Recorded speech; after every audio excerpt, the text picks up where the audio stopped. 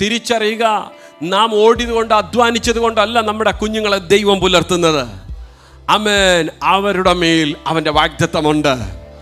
അപ്പൻ കരഞ്ഞിരുന്നെങ്കിൽ, അമ്മ ദൈവസന്നിധിയിൽ കരയുന്നെങ്കിൽ തലമുറയ്ക്ക് വേണ്ടി ദൈവം കരുതിക്കൊള്ളും. ഹല്ലേലൂയ.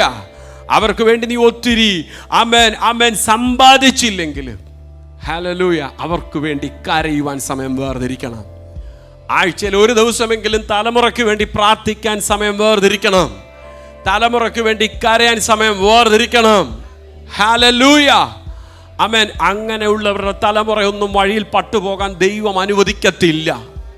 ഇവിടെ ആവശ്യമില്ലാത്ത ഒരൊറ്റ കുഞ്ഞു പോലും ഉണ്ടെന്ന് എനിക്ക് തോന്നുന്നില്ല.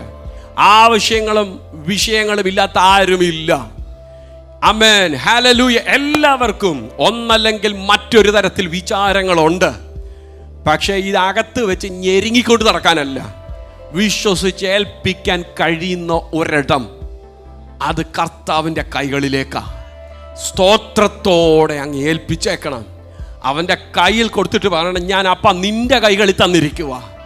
ഇനി ഞാൻ ഇതിനെക്കുറിച്ച് ഓർത്ത് ദുഃഖിക്കത്തില്ല, ഞാൻ ഇനി ഇതിനെക്കുറിച്ച് ഓർത്ത് കരയത്തില്ല. ആമേൻ. അങ്ങത് ഏറ്റെടുത്തതിനായി സ്തോത്രം. ഒന്ന് പറഞ്ഞു നോക്കിക്കേ, അവൻ നിന്റെ ഭാരം അങ്ങ് എടുത്തിട്ട് അവൻ്റെ കയ്യിലുള്ള സമാധാനം നിനക്ക് തരും.